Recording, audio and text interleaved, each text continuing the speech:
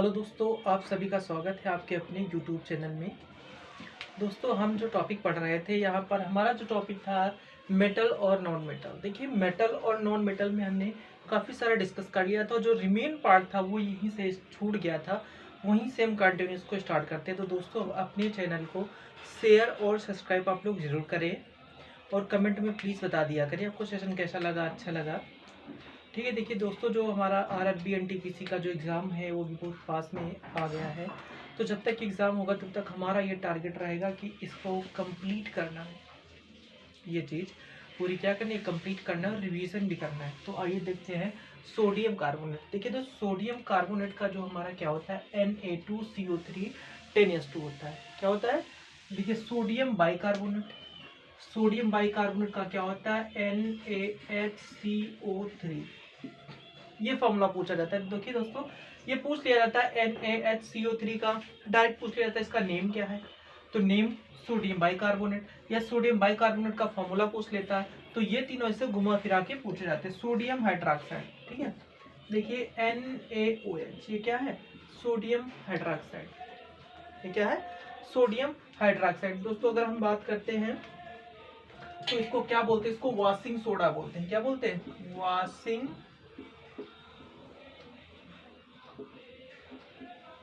Washing soda बोलते हैं। क्या बोलेंगे दोस्तों? इसको वॉशिंग सोडा बोलेंगे। अगर हम बात करते हैं सोडियम बाइकार्बोनेट, ठीक है, तो सोडियम बाइकार्बोनेट खाने का सोडा बोलते हैं। इसको क्या बोलेंगे? खाने का सोडा बोलते हैं हम लोग, खाने का सोडा बोलते हैं। भैया ये नहीं दिखाई दे रहा। कोई बात नहीं। क्या बोलते हैं? सोडियम वॉशिंग सोडा, और इसको खाने का सोडा बोलते हैं। तो ये हमारा क्या, सोडियम कंप्लीट हो गया। अब आइए इसके आगे का हम लोग पढ़ते हैं। और दोस्तों, अगर हम बात करते हैं तो सोडियम हाइड्रोक्साइड, उसको कास्टिक सोडा बोलते हैं। क्या बोलेंगे? कास्टिक सोडा बोलते हैं। क्या बोलते हैं? कास्टिक सोडा बोलते हैं। तो ये आपसे फॉर्मूला बहुत ज्यादा पूछा जाता है यहाँ से। आइए हम इसको इरेज करते आगे चलते हैं। ठीक है दोस्तों, अब हम अगली धातु की ओर बढ़ते हैं। एल्यूमिनियम। एल्यूमिनियम। देखिए दोस्तों, एल्युमिनियम की अगर बात करें तो दोस्तों यह सबसे हल्की धातु होती है। हल्की धातु होती है। कैसी धातु होती है?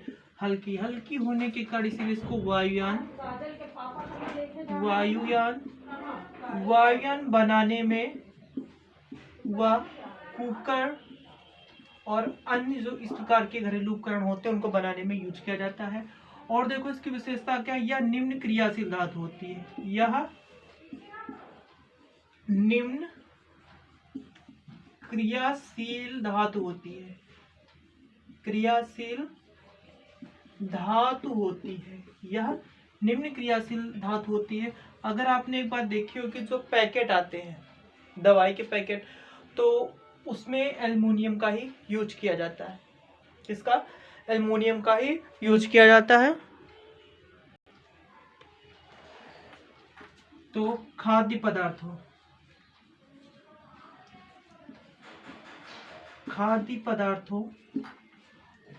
और दवाइयों के पत्तों में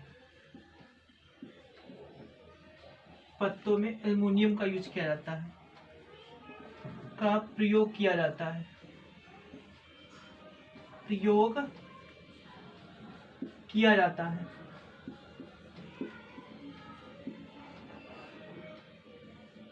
ठीक है। तो दोस्तों, ये हमारा एल्युमिनियम भी कंप्लीट हो गया। देखिए, ये सबसे कम क्रियाशील होता है। क्या होता है? कम क्रियाशील होता है। जब इसके आगे हम लोग एसिड और बेस पढ़ेंगे ना, वहाँ पे भी इसका जिक्र है। तो आइए दोस्तों, हम अगले मेटल की ओर बढ़ते हैं।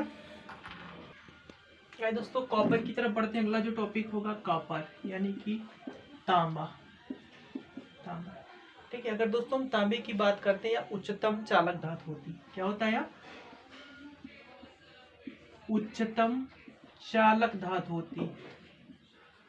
चालक धातु होती है।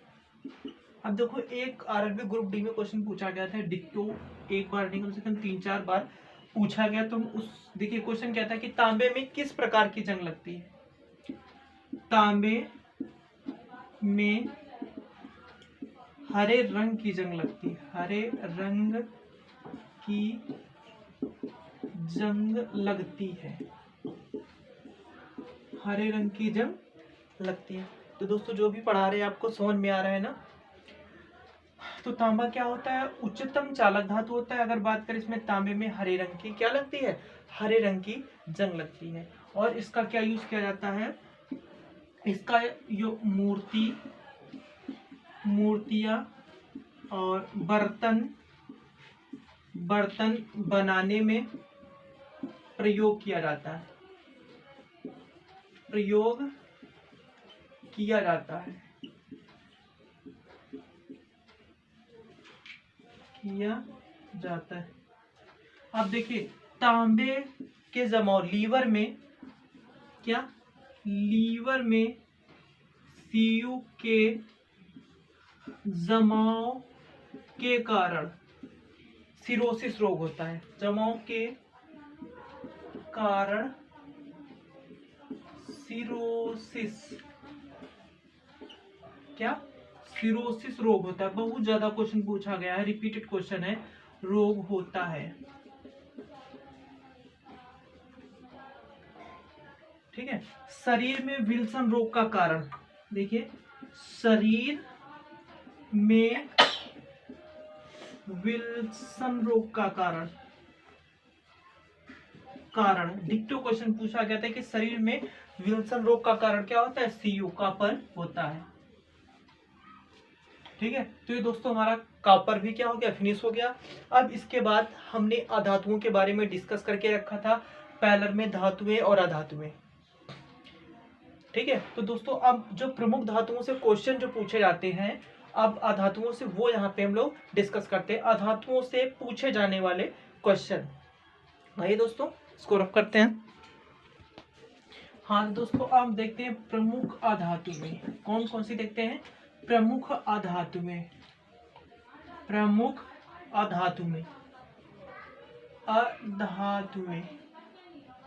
ठीक है। हम लोगों ने धातु और अधातु के बारे में डिस्कस कर लिया था। अब जो प्रमुख अधातुओं से क्वेश्चन पूछे जाते हैं, ये कैसे पूछे जाते हैं, देखिए जो प्रमुख अधातुएं होती थी हमने बताया था कि ठोस, द्रव और लिक्विड और गैसीय अवस्था, तीनों अवस्थाओं में ये होती हैं। तो दोस्तों हम यहाँ पर भी जो कुछ मेन है, यहाँ पे अक्रिय गैसेस है, वो अक्रिय गैसेस है, जब आवर्त सारणी हम लोग पढ़ेंगे ना तब वहां पे डिस्कस की जाएंगी। अगर यहाँ पे हम बात करते हैं ना, तो यहाँ पर दोस्तों हम कुछ जो मेन है उनको डिस्कस कर लेते हैं धातु में। जैसे कि हमारी हाइड्रोजन गैस क्या होती है, ये अधातु होती है। ठीक है। सबसे हल्की होती है, क्या होती है, सबसे हल्की होती है, हल्की होती है। देखिए सबसे हल्की होने के कारण ये वायुमंडल में अनुपस्थित होती है, यह वायु मंडल में अनुपस्थित होती है, अनुपस्थित होती है। ठीक है। और दोस्तों देखो इसे भविष्य का ईंधन कहा गया है, इसे बहुत बार क्वेश्चन पूछा गया है दोस्तों, भविष्य का ईंधन किसे कहा जाता है, इसे भविष्य का ईंधन कहा गया है, कहा गया है। इसे भविष्य का, इसमें न्यूट्रॉन नहीं होते हैं, इसमें न्यूट्रॉन नहीं होते हैं। समझ में आ रहा है दोस्तों, इसमें न्यूट्रॉन नहीं होते हैं। ठीक है। तो हाइड्रोजन या सबसे हल्की गैस होती है, यह वायुमंडल में अनुपस्थित नहीं होती है। हल्की गैस लिख लो यहाँ पे, गैस होती है, यह वायुमंडल में अनुपस्थित होती है, इसे भविष्य का ईंधन भी कहा जाता है, इसमें न्यूट्रॉन नहीं होते। ठीक है। तो हमारा हाइड्रोजन हो गया। आइए फिर इसके बाद हम और डिस्कस करते हैं। ठीक है दोस्तों, तो अगली हमारी कौन सी गैस है, अधातु N2, इसको क्या बोलेंगे, नाइट्रोजन, नाइट्रोजन, क्या, नाइट्रोजन। देखिए वायुमंडल में सबसे ज्यादा पाई जाती है, वायुमंडल में 78% पाई जाती है, सबसे सबसे अधिक पाई जाती है। क्या दोस्तों? सबसे अधिक पाई जाती है, सबसे अधिक पाई जाती है। ठीक है, देखिए नाइट्रस ऑक्साइड N2O क्या बनता है? नाइट्रस ऑक्साइड,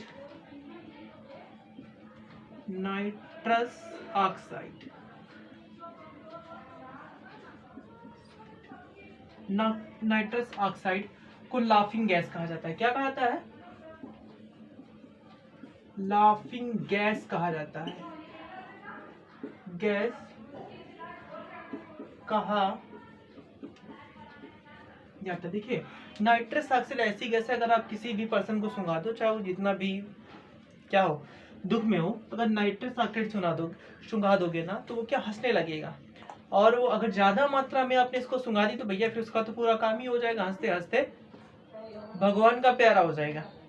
तो इसको हल्की मात्रा में सूंघने पर क्या होता है कि ये इंसान हंसता रहता है, और तब तक हंसता रहता है जब तक इसे फ्रेश हवा ना दी जाए, फ्रेश एयर ना दी जाए। तो इससे क्या होता है, नाइट्रस ऑक्साइड का प्रभाव धीरे धीरे क्या होने लगता है, धीरे धीरे कम होने लगता है। तो ये नाइट्रोजन ऑक्साइड, ठीक है, 78% सबसे अधिक मात्रा में पाई जाती है वायुमंडल में। ठीक है, सबसे अधिक पाई जाती है कहाँ? सबसे अधिक पाई जाती है वायुमंडल में। क्या लिखेंगे? वायु मंडल में। ठीक है, सबसे अधिक वायुमंडल में पाई जाती है। अब देखो, जो आप देखा होगा कि लेस वगैरह होते हैं, चिप्स वगैरह होते हैं ना, उसको कुरकुरा बनाने के लिए क्या उसमें नाइट्रोजन गैस भरी रहती है। क्या? नाइट्रोजन। देखिए खाद्य पदार्थों के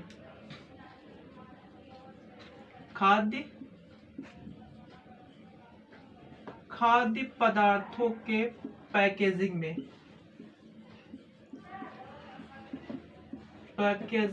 में N2 भरी जाती है,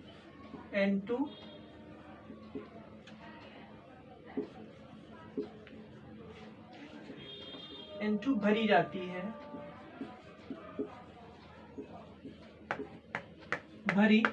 है, देखो इसमें क्या होता है, जैसे खाद्य पदार्थ ले हो गया, टेढ़े मेढ़े हो गया, चिप्स हो गया, ये जितने भी खाने वाली चीजें हैं ना, तो इसमें नाइट्रोजन गैस भरी जाती है। क्यों भरी जाती है? ताकि ये सड़े ना, और जो इसका कुरकुरापन है वो चीज बनी रहे, तो उसके संरक्षक में भी ये यूज होती है। इतना दोस्तों समझ में आ रहा है? देखिए और दोस्तों, देखिए आपने गोताखोरों को देखा होगा, तो गोताखोर अपनी सिलेंडर पे, आप अपनी पीठ पे सिलेंडर बांध के ले जाते हैं, तो उस सिलेंडर में ट्राइमिक्स गैस होती है। क्या होती है?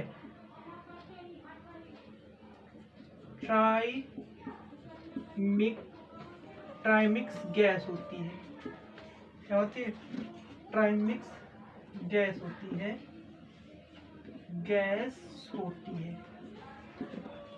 ट्राइमिक्स गैस होती है। अब देखो दोस्तों, ट्राइमिक्स गैस होता क्या है? ट्राइमिक्स, जाओ मत बैठो यहाँ पे। देखिए ट्राइमिक्स गैस होता है क्या? देखिए ट्राइमिक्स गैस 3 गैसों का मिश्रण होता है हमारा, oxygen, O2 H2 plus N2। ठीक है, इतनी गैसों का क्या होता है, ये मिश्रण होता है। कहाँ पर? जो गोताखोरों को जो सिलेंडर होता है, उस सिलेंडर में मिश्रण होता है। ठीक है दोस्तों, इतनी बात समझ में आ गई। ये हमारा नाइट्रोजन कंप्लीट हुआ। अब इसके बाद हम कुछ और भी देख लेते हैं जो इसके तहत इम्पोर्टेंट है। ठीक है दोस्तों,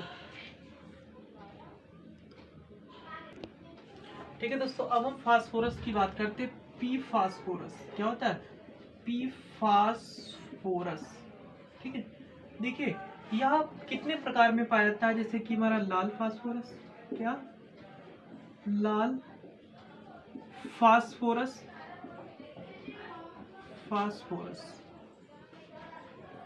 लाल फास्फोरस, सफेद फास्फोरस,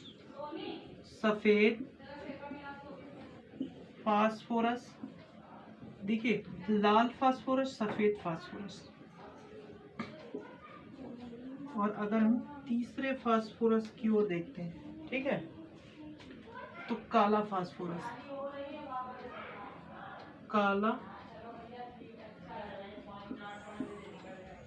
फास्फोरस। क्या गया? काला फास्फोरस। आइए हम इन सभी की विशेषताओं के बारे में जान लेते हैं। सबसे पहले लाल फास्फोरस की हम यहाँ पर बात करते हैं कि लाल फास्फोरस हमारा क्या होता है। ठीक है दोस्तों, देखिए लाल फास्फोरस की अगर हम बात करते हैं तो लाल फास्फोरस जो होता है दिया सलाई। क्या? दिया सलाई। दिया सलाई में प्रयुक्त होता है। क्या होता है? दिया सलाई में प्रयुक्त होता है।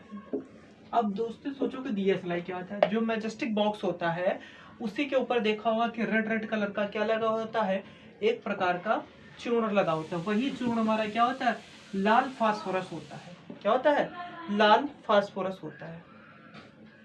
अगर हम सफेद फास्फोरस की, काला फास्फोरस की बात करते हैं तो काला से क्वेश्चन बहुत कम पूछे, ना के बराबर पूछे जाते हैं, सफेद से पूछे जाते हैं या धुंध बनाने के काम आता है। क्या?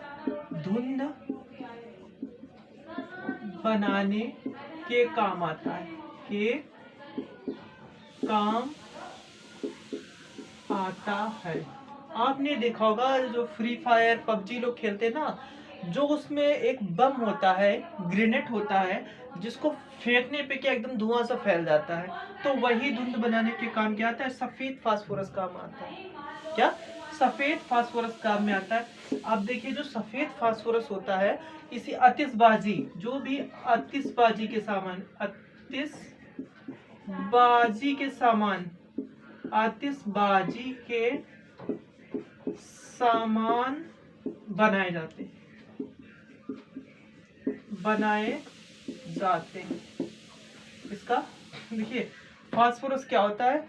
अधिक क्रियाशील होता है। इसको पानी में डुबा के रखा जाता है। कहाँ? पानी में डुबा के रखा जाता है। डुबा कर रखा जाता है। रखा जाता है। देखिए दोस्तों, यहाँ पे हमारा मेटल और नॉन मेटल जो पूरी तरीके से कंप्लीट हो चुका है।